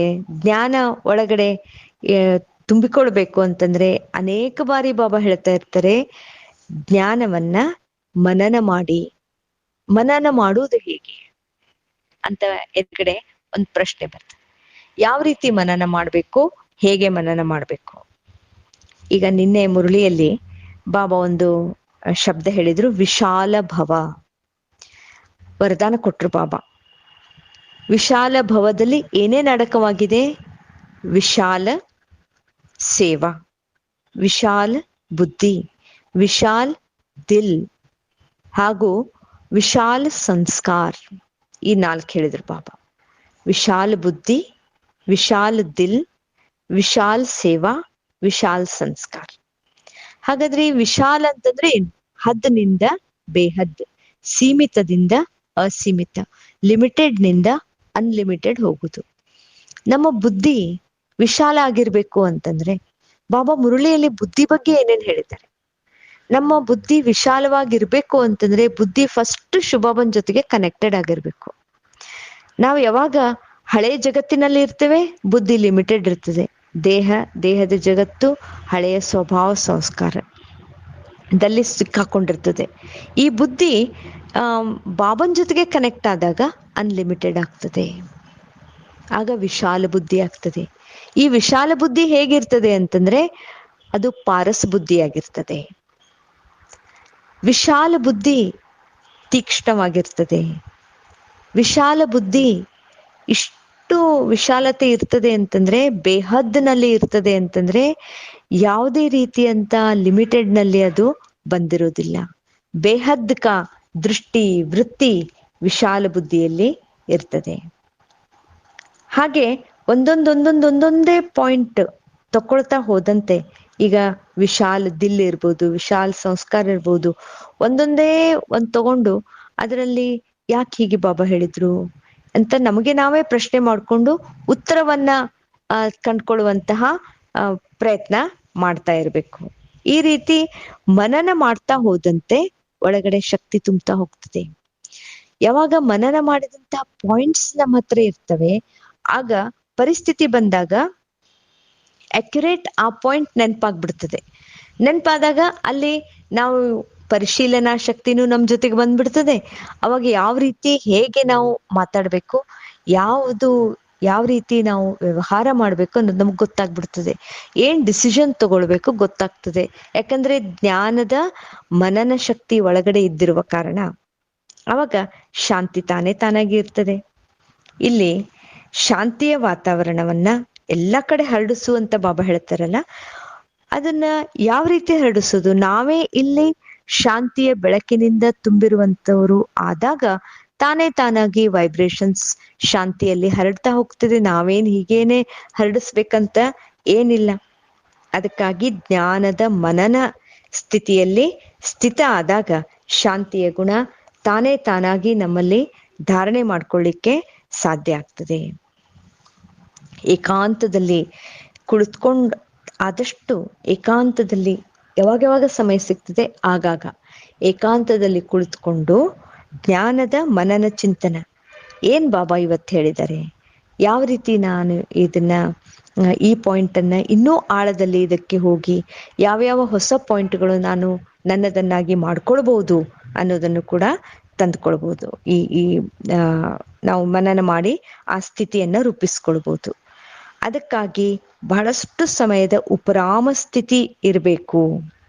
ನಮ್ಮ ನಿಜ ಶುದ್ಧ ಸಂಕಲ್ಪದಲ್ಲಿ ಸ್ಥಿತ ಆಗಿರ್ಬೇಕು. ಬೇರೆ ಯಾವ ಸಂಕಲ್ಪನೂ ಕೂಡ ಇಲ್ಲಿ ನಮಗೆ ಟಚ್ ಆಗ್ಬಾರ್ದು. ಇಂಥ ರೀತಿಯಾದಂತಹ ಆಂತರಿಕ ಬುದ್ಧಿಯೋಗ ಶಿವತಂದೆ ಜೊತೆಗಿದ್ದಾಗ, ಜ್ಞಾನಯುಕ್ತವಾದಂತಹ ಸ್ಥಿತಿ ಇದ್ದಾಗ ತಾನಾಗಿ ನಮ್ಮ ಸ್ಥಿತಿ ಶಾಂತರೂಪ ಸ್ಥಿತಿ ಆಗ್ಲಿಕ್ಕೆ ಸಾಧ್ಯ ಆಗ್ತದೆ. ಇನ್ನೊಂದು ಬಾಬಾ ಹೇಳಿದ್ದಾರೆ, ಸೇವಾಧಾರಿಯ ಲಕ್ಷಣಗಳು ಹೇಗಿರ್ತವೆ ಅಂತ ಈ ಮುರುಳಿಯಲ್ಲಿ ಹೇಳಿದ್ದಾರೆ. ಬಹಳ ಸುಂದರವಾಗಿ ಸರ್ವೋತ್ತಮ ಸೇವಾಧಾರಿ ಅನ್ನುವಂತಹ ಟೈಟಲ್ ಸ್ವಮಾನ ಬಾಬಾ ಕೊಟ್ಟಿದ್ದಾರೆ. ಯಾವುದದು ಸರ್ವೋತ್ತಮ ಸೇವೆ ಅಂತಂದ್ರೆ, ನಮ್ಮ ಮನಸ್ಸಿನಲ್ಲಿ ಯಾವುದೇ ರೀತಿಯಾದಂತ ಅಶುದ್ಧ ಸಂಕಲ್ಪ ಉತ್ಪತ್ತಿ ಆಗ್ತಾ ಇದೆ ಅಂದ್ರೆ ಅದು ಅದ್ರ ವೈಬ್ರೇಷನ್ಸ್ ಇನ್ನೊಬ್ಬರಿಗೆ ತಲುಪಿ ಕಲ್ಯಾಣ ಮಾಡ್ಬಿಡ್ತದೆ. ಅದ್ರ ಹೊರೆ ನಮ್ಮ ಮೇಲೆ ಬಿದ್ದ್ಬಿಡ್ತದೆ. ಆ ಹೊರೆ ಬಂಧನ ಆಗ್ಬಿಡ್ತದೆ. ಅದಕ್ಕಾಗಿ ಎಲ್ಲರ ಪ್ರತಿ ದಿವ್ಯ ಸರ್ವಿಸ್ ಮಾಡಿ ಅಂತ ಬಾಬಾ ಹೇಳಿದ್ದಾರೆ. ಏನಂತಂದ್ರೆ, ಅದೇನು ದಿವ್ಯ ಸರ್ವಿಸ್ ಅಂತಂದ್ರೆ, ಬರೀ ನಮ್ಮ ಸಂಕಲ್ಪಗಳನ್ನಷ್ಟೇ ಭಸ್ಮ ಮಾಡ್ಕೊಳ್ಳೋದಲ್ಲ, ಅಶುದ್ಧ ಸಂಕಲ್ಪಗಳನ್ನ ನಮ್ಮ ಯೋಗದ ಶಕ್ತಿಯಿಂದ ಇನ್ನೊಬ್ಬರ ಅಶುದ್ಧ ಸಂಕಲ್ಪಗಳನ್ನು ಕೂಡ ಭಸ್ಮ ಮಾಡೋದು. ಇದು ಇಂತಹ ದಿವ್ಯ ಸರ್ವಿಸ್ ಈಗ ಮಾಡ್ಬೇಕಾಗಿದೆ. ಇದು ಸೂಕ್ಷ್ಮ ಸರ್ವಿಸ್. ಈ ದಿವ್ಯ ಸರ್ವಿಸ್ಗೆ ಮಾಡ್ಬೇಕು. ನಾವು ಈ ದಿವ್ಯ ಸರ್ವಿಸ್ ಮಾಡ್ಬೇಕು ಅಂತಂದ್ರೆ ಈಗ ಇವತ್ತೇನು ಈ ಮುರುಳಿಯಲ್ಲಿ ನಾವೀಗ ಕೇಳಿದೆವು, ನಮ್ಮ ಸ್ಥಿತಿ ಅಂತರ್ಮುಖ ಸ್ಥಿತಿಯಾಗಿರ್ಬೇಕು. ಮನಸ್ಸು ಮಂದಿರವಾಗಿರ್ಬೇಕು. ಸಮರ್ಪಣತಾ ಭಾವನೆ ಪರಮಾತ್ಮನ ಪ್ರತಿ ಇರಬೇಕು. ಸರ್ವರ ಪ್ರತಿ ಶುದ್ಧ ಪ್ರೇಮ, ಸತ್ಯ ಪ್ರೇಮ, ದಿವ್ಯ ಪ್ರೇಮ ಇರಬೇಕು. ಮುಖ ಹರ್ಷಿತ ಮುಖ ಆಗಿರ್ಬೇಕು. ಮನಸ್ಸು ರಮಣೀಕತೆಯಲ್ಲಿರ್ಬೇಕು. ಜ್ಞಾನಿಷ್ಠ ಸ್ಥಿತಿಯಲ್ಲಿರ್ಬೇಕು. ಜ್ಞಾನ ಮತ್ತು ಪ್ರೇಮ ಎರಡರದ್ದು ಕಂಬೈನ್ಡ್ ಸ್ಥಿತಿ ಜ್ಞಾನಿಷ್ಠ ಸ್ಥಿತಿಯಲ್ಲಿರ್ಬೇಕು. ಏನೇನ್ ನಡೀತಾ ಇದೆ ಎಲ್ಲವನ್ನ ಡ್ರಾಮಾ ಅಂತ ನೋಡ್ತಾ ಸಾಕ್ಷಿ ಸ್ಥಿತಿಯಲ್ಲಿರ್ಬೇಕು. ಹಾಗೂ ಈ ಸಾಕ್ಷಿ ಸ್ಥಿತಿಯಲ್ಲಿ ಇದ್ಕೊಂಡೆ ಒಳಗಡೆ ಧೈರ್ಯವತ್ ಅವಸ್ಥಾ, ಯಾನಿ ಶೀತಲ ಸ್ಥಿತಿ, ತಾಳ್ಮೆಯುತವಾದಂತಹ ಸ್ಥಿತಿ ನಮ್ದಾಗಿರ್ಬೇಕು. ಡ್ರಾಮಾದ ಮೇಲೆ ಬಹಳಷ್ಟು ನಿಶ್ಚಯ ನಾವು ಇಟ್ಕೊಂಡಿರ್ಬೇಕು. ಆವಾಗಲೇನೆ ನಮ್ಮ ಸ್ಥಿತಿ ಶಾಂತ ಸ್ಥಿತಿ ಆಗ್ಲಿಕ್ಕೆ ಸಾಧ್ಯ ಆಗ್ತದೆ. ಇದಕ್ಕೆ ಎಲ್ಲ ಆಧಾರ ಏನು ಅಂತಂದ್ರೆ ಮುರುಳಿ. ಬರೀ ಮುರುಳಿ ಕೇಳುವುದು ಓದುದಂತೂ ಮಾಡ್ಲೇಬೇಕು. ಮುರಳಿ ಕ್ಲಾಸ್ ಅಂತೂ ಅಟೆಂಡ್ ಆಗ್ಲೇಬೇಕು. ಮುರಳಿಯ ರಿಪಿಟೇಷನ್ ಅಂತೂ ಇದ್ದೇ ಇರ್ತದೆ. ಆದ್ರೆ ಮನನದ ಕಡೆಗೆ, ಮಗ್ನಾವಸ್ಥೆಯ ಕಡೆಗೆ ಗಮನ ಕೊಡ್ಬೇಕು. ಯಾವ ರೀತಿ ಮನನ ಮಾಡೋದು ಅಂತಂದ್ರೆ, ಬಾಬಾ ಏನೋ ಮುರಳಿಯಲ್ಲಿ ಒಂದೊಂದೊಂದೊಂದು ಚೆನ್ನಾಗಿರುವಂತ ಪಾಯಿಂಟ್ ಹೇಳಿರ್ತಾರೆ. ಉದಾಹರಣೆಗಾಗಿ ಒಂದು ಲಾಸ್ಟ್ ವೀಕ್ ಮುರಳಿ, ಒಂದು 10-15 ಡೇಸ್ ಬ್ಯಾಕ್ ಮುರಳಿಯಲ್ಲಿ ಬಾಬಾ ಹೇಳಿದ್ರು ಯಾವ ರೀತಿ ನೆನಪು ಮಾಡ್ಬೇಕು. ಬಹಳ ಚೆನ್ನಾಗಿ ಬಾಬಾ ಹೇಳಿದ್ರು, ಧೀರಜ್ ಸೆ, ಸಮಜ್ ಸೆ, ಗಂಭೀರತಾ ಸೆ ಬಾಪ್ ಕೋ ಯಾದ್ ಕರ್ನಾ ಹೇ. ಬಹಳ ತಾಳ್ಮೆಯಿಂದ, ತಿಳುವಳಿಕೆಯಿಂದ, ಗಂಭೀರತೆಯಿಂದ ಬಾಬರವರನ್ನ ನೆನಪು ಮಾಡ್ಬೇಕು. ಯಾವಾಗ್ಲೂ ಬಾಬಾ ಹೇಳ್ತಾರೆ, ಅಪ್ನೆ ಕೋ ಆತ್ಮ ಸಮಜ್ ಬಾಪ್ ಕೋ ಯಾದ್ ಕರು. ಆದ್ರೆ ಅವತ್ತಿನ ದಿನದ ಮುರಳಿಯಲ್ಲಿ ಆ ರೀತಿ ಇರ್ಲಿಲ್ಲ. ಈ ಸೆಂಟೆನ್ಸ್ ಒಂದು ಅಲ್ಲೊಂದು ಹಿಂಗೆ ಬಾಬಾ ಒಂದು ಸೆಂಟೆನ್ಸ್ 3rd ಪೇಜ್ ಸ್ಟಾರ್ಟಿಂಗಿಗೆ ಹೇಳಿದ್ರು. ಹಾಗಾದ್ರೆ ಧೀರಜ್ ಸೆ ಕೈಸೆ ಬಾಪ್ ಕೋ ಯಾದ್ ಕರ್ನಾ ಹೇ. ಈ ತಾಳ್ಮೆಯಿಂದ ಯಾವ ರೀತಿ ತಂದೆಯನ್ನ ನೆನಪು ಮಾಡ್ಬೇಕು. ಧೀರಜ್ ಅಂತಂದ್ರೆ ಆಂಗ್ಲ ಭಾಷೆಯಲ್ಲಿ ಪರ್ಸಿವರೆನ್ಸ್ ಅಂತಾನು ಕೂಡ ಆಗ್ತದೆ. ತಾಳ್ಮೆಯಿಂದ ನೆನಪು ಮಾಡೋದು. ತಾಳ್ಮೆಯಿಂದ ನೆನಪು ಮಾಡೋದಂದ್ರೆ ಹೇಗಪ್ಪ ನೆನಪು ಮಾಡೋದು ಅಂತ ನಮ್ಮ ಮನ್ಸಿಗೆ ನಾವೇ ಪ್ರಶ್ನೆ ಹಾಕೊಂಡಾಗ ಅವಾಗ ಉತ್ತರ ತಾನೇ ಬರ್ತದೆ. ಸ್ವಲ್ಪ ಲೇಟ್ ಆಗ್ಬೋದು, ಆದ್ರೆ ಬರ್ತದೆ. ಬರ್ಲಿಲ್ಲ ಅಂತಂದ್ರೆ ಬಾಬಾನ ಎದುರುಗಡೆ ಕುತ್ಕೊಂಡ್ರೆ ಶಿಕ್ಷಕ ಹೇಗಿದ್ರು ಸ್ಟೂಡೆಂಟ್ಸಿಗೆ ಹೆಲ್ಪ್ ಮಾಡ್ತಾರೆ. ಈಗ ಕೆಲವೊಂದ್ಸಲ ನಾವು ಯೋಗ ಜೋಡಿಸ್ತಾ ಇರ್ತೇವೆ, ಬಾಬನನ್ನ ನೆನಪು ಮಾಡ್ತಾ ಇರ್ತೇವೆ, ಅದು ನಮಗೆ ಹೆಲ್ಪ್ ಆಗ್ತಾ ಇರ್ತದೆ. ಆದ್ರೆ ಪ್ರತ್ಯಕ್ಷವಾಗಿ ಕಂಡು ಬರ್ತಾ ಇರೋದಿಲ್ಲ. ಯಾಕೆಂದ್ರೆ ಕೆಲವೊಂದ್ಸಲ ಬಾಬನ ನೆನಪು ಇಷ್ಟು ಸೂಕ್ಷ್ಮ ಇರ್ತದಂದ್ರೆ ಅದು ಯಾವುದೋ ಒಂದು ರೀತಿಯಿಂದ ನಮಗೆ ಕಲ್ಯಾಣ ಆಗ್ತಾ ಇರ್ತದೆ, ಆದ್ರೆ ನಾವು ಅನ್ಕೊಂಡಿರುವಂತದ್ದು ಆಗ್ತಾ ಇರೋದಿಲ್ಲ. ಅದಕ್ಕಾಗಿ ಎಷ್ಟಂತ ಯೋಗ ಮಾಡೋದು, ಸಾಕಾಗೋಯ್ತು ನನಗೆ ಅಂತಂದು ನಾವು ಕೈ ಚಲಿ ಕುತ್ಕೊಂಡ್ ಬಿಡ್ತೀವಿ.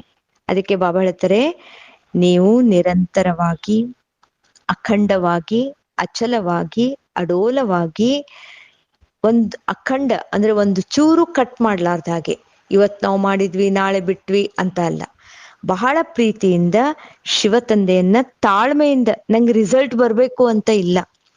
ನಾವು ನೆನಪು ಮಾಡ್ತಾ ಇರ್ತೇವೆ, ನಮಗೆ ರಿಸಲ್ಟ್ ಬಂದ್ರೆ ಮಾತ್ರ ನಾವು ನೆನಪು ಮಾಡೋದು ಅಂತ ಅಲ್ಲ. ಆದ್ರೆ ಬಹಳಷ್ಟು ಧೈರ್ಯವತ್ ಅವಸ್ಥಾ ಅಂತ ಏನ್ ಹೇಳಿದ್ದಾರೆ ಬಾಬಾ, ನಮಗೆ ಬಾಬಾ ಏನ್ ಹೇಳಿದ್ದಾರೆ ನೆನಪು ಮಾಡು ಅಂತ. ಈಗ ನೋಡಿ, ನಮ್ಮ ರಿಲೇಟಿವ್ಸ್ ಇರ್ತಾರೆ, ಅವ್ರನ್ನ ಯಾವಾಗ್ಲೂ ನೆನಪು ಮಾಡ್ತಾ ಇರ್ತೇವೆ, ಅವರಿಂದ ಏನ್ ನಮಗ್ ಬೇಕಂತ ಏನಿರುವುದಿಲ್ಲ. ಹಾಗೆ ಶುಭಾಬನನ್ನು ನೆನಪು ಮಾಡುವಾಗ ಯಾವುದೇ ಎಕ್ಸ್ಪೆಕ್ಟೇಷನ್ಸ್ ಇಟ್ಕೊಂಡು, ಅಪೇಕ್ಷೆಗಳನ್ನ ಇಟ್ಕೊಂಡು, ಬಾಬನ್ ಮೇಲೆ ನಿಸ್ವಾರ್ಥವಾದಂತ ಪ್ರೀತಿ ಇಟ್ಕೊಂಡು ನೆನಪು ಮಾಡ್ತಾ ಹೋಗುದು. ನಾವು ಬಾಬನ್ ಯಾಕೆ ನೆನಪು ಮಾಡ್ತೀವಿ, ನಮ್ದೆಲ್ಲಾ ಪ್ರಾಬ್ಲಮ್ ಸಾಲ್ವ್ ಆಗ್ಲಿ, ನನಗೆ ಸ್ವರ್ಗದ ಆಸ್ತಿ ಸಿಗ್ಲಿ, ಆ ರೀತಿ ನೆನಪು ಮಾಡೋದಲ್ಲ. ನಾನ್ ಬಾಬನ್ ಯಾಕೆ ನೆನಪು ಮಾಡ್ತೇನೆ, because I love Baba, that's why I remember him ಅಂತ. ಆ ರೀತಿ ನನಗೆ ಬಾಬನ್ ಮೇಲೆ ನಿಸ್ವಾರ್ಥ ಪ್ರೀತಿ ಇದೆ, ಅದಕ್ಕೆ ನಾನು ಅವರನ್ನ ನೆನಪು ಮಾಡ್ತೇನೆ. ಈ ರೀತಿಯಾದಂತಹ ಭಾವನೆ ಇಟ್ಕೊಂಡಾಗ ಮಾತ್ರ ಧೀರಜ್ ಅಥವಾ ಧೀರಜ್ ಸೆ ಯಾದ್ ಕರೋ ಅಂತ ಹೇಳ್ತಾರಲ್ಲ ಹಾಗೆ. ನಾವೇನಾದ್ರೂ ಎಕ್ಸ್ಪೆಕ್ಟೇಷನ್ಸ್ ಇಟ್ಕೊಂಡ್ರೆ ನಮ್ಗೆ ನಿರಂತರವಾಗಿ ಸದಾ ಕಾಲಕ್ಕೂ ನೆನಪು ಮಾಡ್ಲಿಕ್ಕೆ ಆಗಲ್ಲ. ಇನ್ನೊಂದು ಬಾಬಾ ಹೇಳಿದ್ರು ಗಂಭೀರತಾಸೆ. ಗಂಭೀರತಾ ಅಂತಂದ್ರೆ ನಮ್ ಮುಖ ಗಂಭೀರ ಇರ್ಬೇಕಂತೇನಿಲ್ಲ. ಹರ್ಷಿತ್ ಮುಖತ, ರಮಣೀಕತ ನಮ್ ಮುಖದಲ್ಲಿ ಕಂಡು ಬರ್ಬೇಕು. ಜೊತೆಗೆ ಒಂಚೂರು ಗಂಭೀರತಾ ಮಿಕ್ಸ್ ಆದ್ರೆ ಬಹಳ ಒಳ್ಳೇದು. ಓಕೆ, ಅದಾಯ್ತು ಎಕ್ಸ್ಟರ್ನಲ್ಲಿ, ಹೊರಗಿನ ನೋಟಕ್ಕೆ. ಆದ್ರೆ ಬಾಬಾ ಇಲ್ಲಿ ಸೂಕ್ಷ್ಮ ರೀತಿಯ ಗಂಭೀರತೆ ಹೇಳ್ತಾ ಇದ್ದಾರೆ. ಆ ಗಂಭೀರತೆ ಏನಂತಂದ್ರೆ ಬುದ್ಧಿಯ ಗಂಭೀರತೆ. ನಮ್ಮ ಬುದ್ಧಿ ಗಂಭೀರವಾಗಿರ್ಬೇಕು. ನಮ್ ಬುದ್ಧಿ ಅಲ್ದಾಡ್ತಾ ಇರಬಾರ್ದು. ಶರೀರ ಬಾಬಾನ ಎದುರುಗಡೆ ಕುತ್ಕೊಂಡಿರ್ಬೋದು, ಆದ್ರೆ ಬುದ್ಧಿ ಎಲ್ಲೆಲ್ಲೆಲ್ಲೆಲ್ಲೋ ಹೋಗಿ ಬಂದಿರ್ತದೆ. ಮನೆಗೆ ಹೋಗಿರ್ತದೆ, ಮಕ್ಕಳ ಹತ್ರ ಹೋಗಿರ್ತದೆ, ಬಿಸ್ನೆಸ್ ಹತ್ರ ಹೋಗಿರ್ತದೆ, ಯಾವ್ದೋ ಒಂದು ಪ್ರಾಬ್ಲಮ್ ಹತ್ರ ಹೋಗಿರ್ತದೆ. ಅಲ್ಲೆಲ್ಲ ಓಡಾಡ್ತಾ ಇರೋದ ಯಾವ್ದು ವಂಡ್ರಿಂಗ್ ಇದೆ ಅಂದ್ರೆ, ಯಾವ್ದು ಅಲ್ದಾಡ್ತಾ ಇದೆ, ಅದು ಆ ಅಲ್ದಾಡುವ ಬುದ್ಧಿಯಿಂದ ನಮಗೆ ಬಾಬನ್ ನೆನ್ಪು ಮಾಡ್ಲಿಕ್ಕಾಗಲ್ಲ. ಅದಕ್ಕೆ ಬಾಬಾ ಹೇಳ್ತಾ ಇದ್ದಾರೆ, ನಿಮ್ಮ ಬುದ್ಧಿಯನ್ನ ಅಲ್ದಾಡಿಸ್ಬೇಡಿ. ನಿಮ್ಮ ಬುದ್ಧಿ ರಿಸರ್ವ್ಡ್ ಆಗಿರ್ಲಿ, ಚಂಚಲ ಇರಬಾರ್ದು. ಬುದ್ಧಿ ರಿಸರ್ವ್ಡ್ ಆಗಿರ್ಬೇಕು, ಗಂಭೀರವಾಗಿರ್ಬೇಕು. ಗಂಭೀರ ಬುದ್ಧಿಯಿಂದ ನೀವು ನೆನಪು ಮಾಡಿ. ಅದೆಂದಿಗೂ ಆಚೆ ಈಚೆ ಅಲ್ದಾಡ್ದ ಹಾಗೆ ಬುದ್ಧಿಯ ಯೋಗವನ್ನ ಬಾಬಾ ಹೇಳ್ತಾರಲ್ಲ, ಬುದ್ಧಿ ನೇತಾಡ್ತಾ ಇರ್ಬೇಕು ಶುಭಾವನ್ ಹತ್ರ. ಆ ರೀತಿ ಬುದ್ಧಿಯನ್ನ ಅಲ್ಲಿ ತೊಡಗಿಸಿ ನೆನಪು ಮಾಡುವಂಥದ್ದು ಗಂಭೀರತ. ಬುದ್ಧಿಯ ಗಂಭೀರತೆ ಬಗ್ಗೆ ಬಾಬಾ ಇಲ್ಲಿ ಅಟೆನ್ಷನ್ ಕೊಟ್ಟಿದ್ದಾರೆ. ಮತ್ತೆ ಇನ್ನೊಂದಂತೂ ಬಾಬಾ ಸಮಜ್, ತಿಳುವಳಿಕೆಯಿಂದ ನೆನಪು ಮಾಡಿ ಅಂತನೂ ಬಾಬಾ ಹೇಳಿದ್ದಾರೆ. ತಿಳುವಳಿಕೆಯಿಂದ ನೆನಪು ಮಾಡೋದು ಅಂದ್ರೆ ಏನು? ನಾವು ನಮ್ಮನ್ನ ಆತ್ಮ ಅಂತ ತಿಳ್ಕೊಂಡು, ಶಿವ ತಂದೆಯನ್ನ ನಮ್ಮ ಸರ್ವಸ್ವ ಅಂತ ತಿಳ್ಕೊಂಡು, ಬಾಪ್ ಜೋ ಹೇ ಜೈಸೆ ಹೇ, ಬಾಬಾ ಹೇಗಿದ್ದಾರೆ, ಯಾವ ರೀತಿ ಇದ್ದಾರೆ, ಅವರನ್ನ ಅರ್ಥ ಮಾಡ್ಕೊಂಡು ಅವರನ್ನ ಅದೇ ರೀತಿ ಅಕ್ಸೆಪ್ಟ್ ಮಾಡ್ಕೊಂಡು, ಒಪ್ಪಿಕೊಂಡು ನಾವು ಅವರನ್ನ ನೆನಪು ಮಾಡಬೇಕಾಗಿದೆ. ಯಾಕೆಂದ್ರೆ ಶುಭಾಬರವರು ನಮ್ಮನ್ನ ಎಂದಿಗೂ ನಾವು ನಮ್ಮ ಕುಂದುಕೊರತೆಗಳನ್ನ ನೋಡ್ಲಿಲ್ಲ, ನಾವು ಯಾವ ರೀತಿ ಇದ್ದೇವೆ ಅಂತ ನೋಡ್ಲಿಲ್ಲ, ನಾವು ಹೇಗಿದ್ದೇವೆ, ಯಾವ ಒಂದು ಬಾಬನ ಹತ್ರ ಬಂದಾಗ ನಮ್ಮ ಸ್ಥಿತಿ ಹೇಗಿತ್ತು, ನಮ್ಮ ಗುಣಗಳು ಎಷ್ಟು ಕೆಟ್ಟದ್ದಿತ್ತು, ನಮ್ಮ ಸ್ವಭಾವ ಸಂಸ್ಕಾರಗಳೆಲ್ಲ ಹಳೇದಿತ್ತು, ಏನೇನೆಲ್ಲ ಇದ್ದು ಕೂಡ ಬಾಬಾ ನಮ್ದು ಯಾವುದೇ ಒಂದೇನು ನಮ್ದು ಎತ್ತಿ ಹೇಳಿಲ್ಲ. ನಮ್ಮ ದುರ್ಬಲತೆಗಳನ್ನ, ನಮ್ಮ ಕುಂದುಕೊರತೆಗಳನ್ನ, ನಾವು ಹೇಗಿದ್ದೇವೆ ನಮ್ಮನ್ನ ಅದೇ ರೀತಿ ಬಾಬಾ ಎಕ್ಸೆಪ್ಟ್ ಮಾಡಿದ್ರು. ಇಷ್ಟು ದೊಡ್ಡ ಆಲ್ ಮೈಟಿ ಅಥಾರಿಟಿ ಬಾಬಾ, ಇಡೀ ಜಗತ್ತು ಹುಡುಕ್ತಾ ಇದೆ ಶುಭಾಬನಿಗೆ ಅಂತ ಬಾಬಾ ನಾವ್ ಎಲ್ಲಿದ್ದೇವೆ ಅಲ್ಲೇ ಬಂದು ನಮ್ಮನ್ನು ಹುಡುಕಿ ನಮ್ಮನ್ನ ತನ್ನ ಮಡಿಲ ಮಗುವನ್ನಾಗಿ ಬಾಬಾ ಮಾಡ್ಕೊಂಡಿದ್ದಾರೆ. ಹಾಗಾದ್ರೆ ನಾವು ಹೇಗ್ ಬಿಡ್ಬೇಕು ಬಾಬನ ಪ್ರತಿ? ನಮ್ಮಿಂದ ಬಾಬನ್ ಎಕ್ಸ್ಪೆಕ್ಟೇಷನ್ಸ್ ಒಂದೇ, ಮಕ್ಕಳೇ ನಿಮ್ಮ ನಿಜ ಸ್ವರೂಪವನ್ನ ನೀವು ಅರ್ಥ ಮಾಡ್ಕೊಳ್ಳಿ, ನೀವ್ ಯಾರು ಅಂತ ನೀವು ನಿಮ್ಮನ್ನ ತಿಳ್ಕೊಳ್ಳಿ, ಹಾಗೂ ನಿಮ್ಮ ನಿಜ ಸ್ವರೂಪದ ತಿಳುವಳಿಕೆಯ ಫೌಂಡೇಶನ್ ಮೇಲೆ ನನ್ನನ್ನ ನೆನಪು ಮಾಡಿ ಅಂತ ಬಾಬಾ ಹೇಳ್ತಾ ಇದ್ದಾರೆ. ಇದಾಗಿದೆ ಧೀರಜ್ ಸೆ, ಸಮಜ್ ಸೆ, ಗಂಭೀರತಾ ಸೆ ಬಾಪ್ ಕೋ ಯಾದ್ ಕರ್ನಾ ಹೇ. ಈ ಒಂದು ಸೆಂಟೆನ್ಸ್ ಇಟ್ಕೊಂಡು ಹೀಗ್ಯಾಕೆ ಬಾಬಾ ಹೇಳಿದ್ರು, ಇದನ್ಯಾಕೆ ಬಾಬಾ ಹೇಳಿದ್ರು, ಅದನ್ಯಾಕೆ ಬಾಬಾ ಹೇಳಿದ್ರು, ಧೀರಜ್ ಅಂತ ಯಾಕೆ ಹೇಳಿದ್ರು, ಗಂಭೀರತಾ ಅನ್ನುವಂತ ಶಬ್ದ ಯಾಕೆ ಬಂತು, ಯಾವಾಗ್ಲೂ ಆತ್ಮ ಅಂತ ತಿಳ್ಕೊಂಡು ತಂದೆಯನ್ನ ನೆನಪು ಮಾಡ ಅಂತ ಹೇಳ್ತಾರೆ, ಆದ್ರೆ ಈ ಮೂರು ಸೆಂಟೆನ್ಸ್ ಎಷ್ಟು ಡಿಫ್ರೆಂಟ್ ಇದೆ ಅಂತ ಸೆಂಟೆನ್ಸ್ಗಳನ್ನ ಕ್ಯಾಚ್ ಮಾಡ್ಕೊಂಡು ಅದ್ರನ್ನ ನಾವೇ ಒಂಚೂರು ಬಾಬನ್ ಮುಂದೆ ಕೂತ್ಕೊಂಡು ಅದ್ರ ಬಗ್ಗೆ ವಿಚಾರ ಮಾಡ್ತಾ, ನಮ್ಮ ಕೆಲಸ ಕಾರ್ಯಗಳನ್ನ ವಿಚಾರ ಮಾಡ್ತಾ ಇದ್ದಂತೆ ಇಷ್ಟೊಂದೆಲ್ಲ ಪಾಯಿಂಟ್ಸ್ ನಮ್ಗೆ ಅರ್ಥ ಆಗ್ತದೆ, ಅವು ಬರ್ತವೆ. ಅದ್ರ ಬಗ್ಗೆ ಇನ್ನೂ ಆಳವಾಗಿ ವಿಚಾರ ಮಾಡೋದು, ಆಗ ಮನನ ಶಕ್ತಿಯಿಂದ ನಾವು ಸಂಪನ್ನ ಆಗ್ಲಿಕ್ಕೆ ಸಾಧ್ಯ ಆಗ್ತದೆ. ಆಗ ಮನಸ್ಸಿನಲ್ಲಿ ಶಕ್ತಿ, ಬುದ್ಧಿಯಲ್ಲಿ ಶಕ್ತಿ ತುಂಬಿಕೊಳ್ಳುತ್ತದೆ. ಬಾಬನ್ ನೆನಪು ಮಾಡ್ಲಿಕ್ಕೆ ನಮಗೆ ಬಹಳಷ್ಟು ಈಸಿ ಆಗ್ತದೆ. ಈ ರೀತಿ ಬಾಬಾ ಮನನ ಚಿಂತನೆ ಬಗ್ಗೆ ಅನೇಕ ಮುರುಡಿಗಳಲ್ಲಿ ಬಹಳಷ್ಟು ಸಲ ನಮಗೆ ಹೇಳಿದ್ದಾರೆ. ಇದ್ರ ಬಗ್ಗೆ ನಾವು ಗಮನ ಕೊಟ್ಕೊಂಡು ಬಾಬಾ ನಮಗೆ ಈ ರೀತಿ ಹೇಳ್ತಾ ಇದ್ದಾರೆ ಅಂತ ಮನನವನ್ನ ಜಾಸ್ತಿ ಮಾಡ್ಬೇಕೀಗ, ಅವಾಗ್ಲೇ ಸ್ಥಿತಿಯನ್ನ ರೂಪಿಸ್ಕೊಳ್ಳಿಕ್ಕೆ ಸಾಧ್ಯ ಆಗ್ತದೆ. ಮತ್ತು ಲಾಸ್ಟಿಗೆ ಒಂದು ಬ್ಯಾಲೆನ್ಸ್ ಬಾಬಾ ಹೇಳಿದ್ದಾರೆ. ಸ್ನೇಹ ಮತ್ತು ಶಕ್ತಿಯ ವರದಾನದಲ್ಲಿ ಸ್ನೇಹ ಮತ್ತು ಶಕ್ತಿಯ ಬ್ಯಾಲೆನ್ಸ್ ಇದ್ದಾಗ ಸಫಲತಾ ಮೂರ್ತಿ ಆಗ್ಲಿಕ್ಕೆ ಸಾಧ್ಯ ಆಗ್ತದೆ ಅನ್ನುವಂತ ವರದಾನವನ್ನು ಕೂಡ ಬಾಬಾ ಹೇಳಿದ್ದಾರೆ. ಒಂದು ಕಣ್ಣಿನಲ್ಲಿ ಬಾಬನ್ ಮೇಲಿನ ಪ್ರೀತಿ, ಇನ್ನೊಂದು ಕಣ್ಣಿನಲ್ಲಿ ಬಾಬನಿಂದ ಸಿಕ್ಕಿರುವಂತಹ ಸೇವೆ. ಇದು ಎಷ್ಟು ಸ್ಮೃತಿಯಲ್ಲಿರ್ತದೆ ಅಷ್ಟು ಸ್ನೇಹಿ ಮೂರ್ತಿಯಾಗಿ ಸದಾ ಬಾಬರವರ ಜೊತೆಯಲ್ಲಿ ಇರ್ಲಿಕ್ಕೆ ಸಾಧ್ಯ ಆಗ್ತದೆ. ಜ್ಞಾನದ ಸತ್ಯ ಮಾತುಗಳು ನಮಗೆ ಮೆಹಸೂಸ್ ಆಗ್ಬೇಕು, ಅರ್ಥ ಆಗ್ಬೇಕು ಅಂತಂದ್ರೆ ಅಲ್ಲಿ ಬಾಬನ್ ಮೇಲಿನ ಸ್ನೇಹ ಮತ್ತು ಸ್ನೇಹ ಇದ್ದಾಗ, ಹಾಗೂ ಮನನ ಮಾಡಿ ಶಕ್ತಿ ರೂಪ ಆದಾಗ, ಇವೆರಡರದ್ದು ಬ್ಯಾಲೆನ್ಸ್ ಇದ್ದಾಗ ಎಲ್ಲಾ ರೀತಿಯ ಸೇವೆಯಲ್ಲಿ ಸಫಲತಾ ಮೂರ್ತಿ ಆಗ್ಲಿಕ್ಕೆ ಸಾಧ್ಯ ಆಗ್ತದೆ. ಅಚ್ಚ, ಓಂ ಶಾಂತಿ. ಬಾಬಾ ಹೇಳಿರುವಂತ ಎಲ್ಲಾ ಸ್ಥಿತಿಗಳ ಬಗ್ಗೆ ಗಮನ ಇಟ್ಕೊಳ್ಳೋಣ. ಯಾವುದಾದ್ರೂ ಒಂದು ಸ್ಥಿತಿ ನಮಗೆ ಹೃದಯಕ್ಕೆ ಹತ್ತಿರವಾದಂತಹ ಸ್ಥಿತಿಯನ್ನ ನಮ್ಮ ಜೀವನದಲ್ಲಿ ಧಾರಣೆ ಮಾಡಿಕೊಳ್ಳುವಂತಹ ಪ್ರಯತ್ನ ಮಾಡೋಣ. ಅಕ್ಕೋರಿಗೆ ತುಂಬು ಹೃದಯದ ಧನ್ಯವಾದಗಳು. ಅವಕಾಶಕ್ಕಾಗಿ ಮತ್ತೊಮ್ಮೆ ಮಗದೊಮ್ಮೆ ವಂದನೆಗಳು. ಓಂ ಶಾಂತಿ.